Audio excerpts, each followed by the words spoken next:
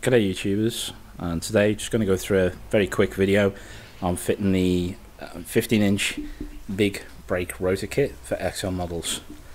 This is from Arlen Ness, and you can see here I grabbed it from Revzilla. So a fairly good price I think for what it is. Got it shipped out, came really quickly. So we'll just run through why we do this and a quick video on how it's done and a bit of a review after it. Okay, so this is me Harley Davidson. It's a 2005 XL 883 custom. It's been styled a little bit towards a classic look with the single seat and the smaller tail light. Now, one of the issues with this type of bike is the front brakes. So as you can see here, the front brakes, it's got a really small single-sided disc. Now what this mod does is essentially you're just putting a bigger disc on. So you can imagine the lever arm from the center of the wheel. When this wheel's spinning, if you try and stop it from here, it's going to be harder than trying to stop it from out here. So it gives you a bit more of a lever arm, and also the amount of disc that's running through this pad for a given speed increases. So it means you've got a higher lever, but you've also got more disc running through. So you can really honk on the brakes and get a bit of stopping power on the go. Anyone who's ridden one of these knows that if you pull that front brake really hard, not a lot happens. So the easiest way to do this job is if you've got one of these bike lifts, it's great. So you can lift it up from your flat lifting piece underneath the bike, and then strap the tail down just to keep the back down. Get your front up in the air and rotating free. Now I'm hoping to do this without actually taking the wheel all the way out. I'm hoping to just pull the bolt through far enough so as I can slip the disc out and then put the new one in. May have to get the wheel out. I'll give it a crack like this. I'm hoping it doesn't take all day, so fairly quick job. Okay, so first job is take off the brake caliper. So just a couple of, these are 10mm spline blow bolts here. I know they're usually AF, but for some reason this one's got 10mm on. Now it also helps when you're doing this type of job. If you've got one of these hooks, just means that when you take it off, you don't dangle it down. You can actually hook it up, so it doesn't put any pressure on that brake line.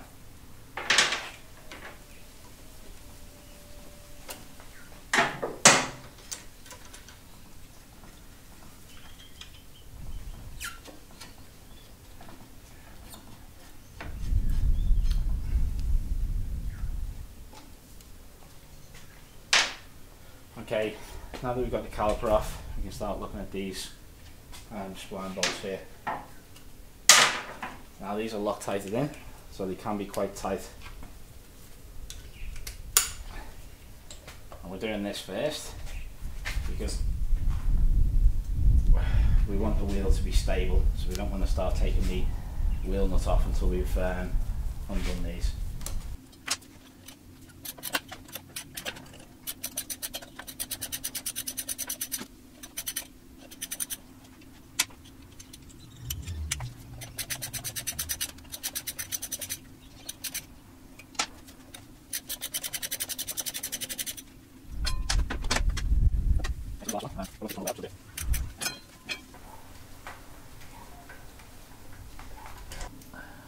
Loosen our crimp bolt. So there's a crimp bolt that just locks the spline.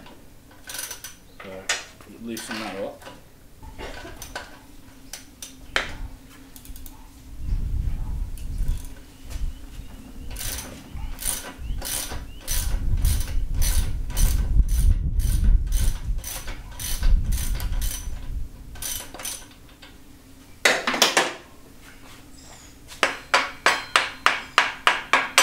Give it a bit of a tap until it starts to go through. Okay, now if you use the hole that runs through your bolt, just to start giving it a turn and pulling it through. And we want to pull it through enough so as we can get the spacer and the disc out, but no more.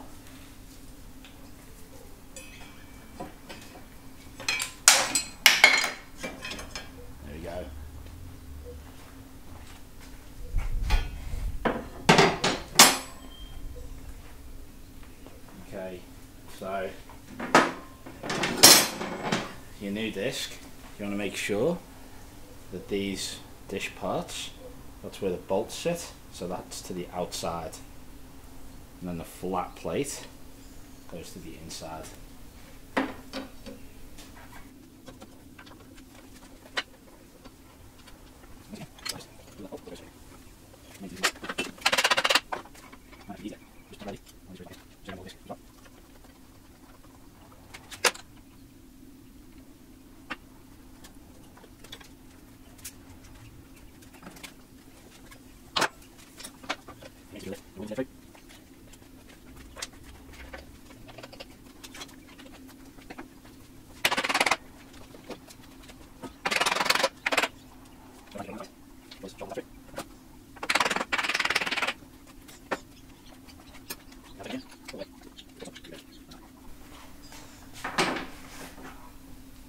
What we want to do now is put on our washers and our nut for our wheel, and then run it down. Don't tighten it to final spec here, just give it a run down.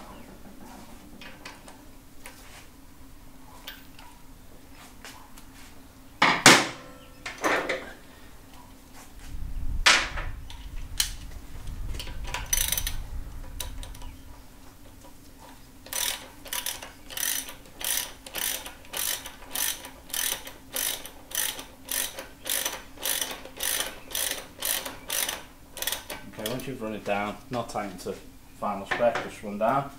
We'll flip around and we'll tighten the pinch bolt back up again.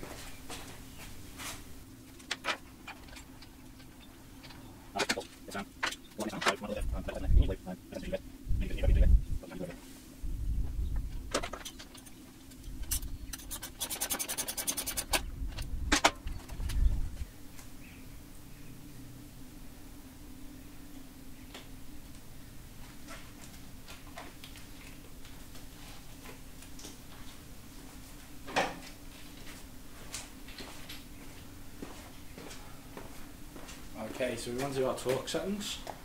We want to do our pinch bolt to 25 foot-pounds, and do our axle nut to 65 foot-pounds. We're going to do our disc bolts to 20 foot-pounds, and then our caliper extension and caliper is going to be 30 foot-pounds.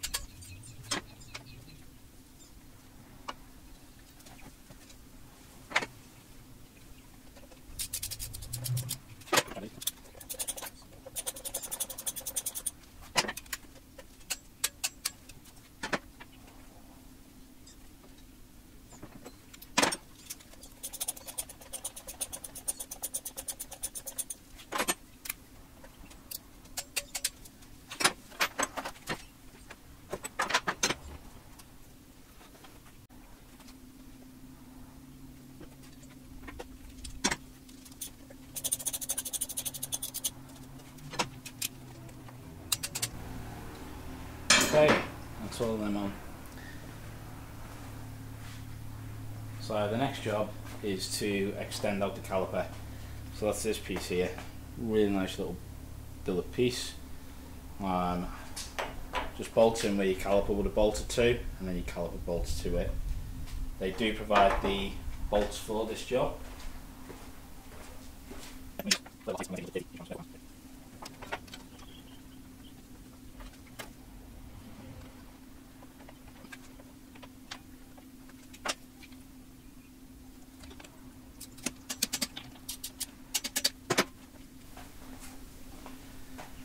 Right, our last job is our caliper. So we need to part the pads. Now you can use a parting tool, or if you're a bit lazy like me, just grab a tyre around, just got a flat blade on the end, put it in, just give it a lever. Just be careful not to damage your brake pads in the process.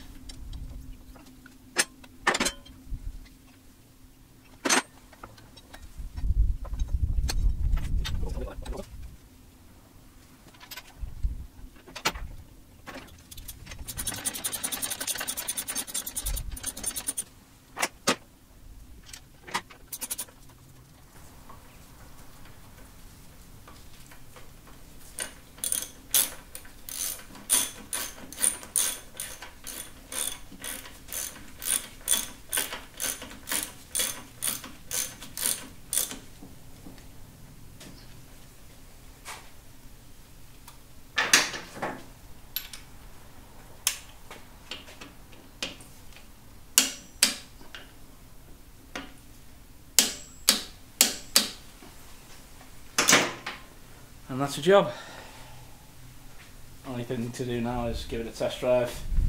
When you do a job like this, always drive very carefully, because your braking will be considerably different than it was before. It's always wise just to have a little run round before you need to use it for going on a long journey or anything like that. Just get used to it. It'll scrub any marks or anything off the disc, and just let the pads bed into this disc.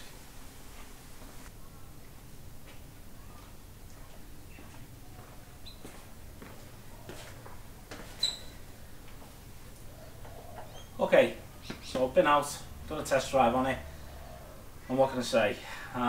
This is an absolutely phenomenal mod. It's probably one of the best mods that I've ever done on this bike. It's changed braking completely. It's gone from a wooden feel to where you've really got to pull on it to get any stopping action, to almost like a Japanese sports bike type braking. You can feel it, you can pull in, you've got a bit of feel. If you hoof on it like you did before, there's a good chance you'll lock the wheel up, especially in the wet. So you have to be careful if you do this mod.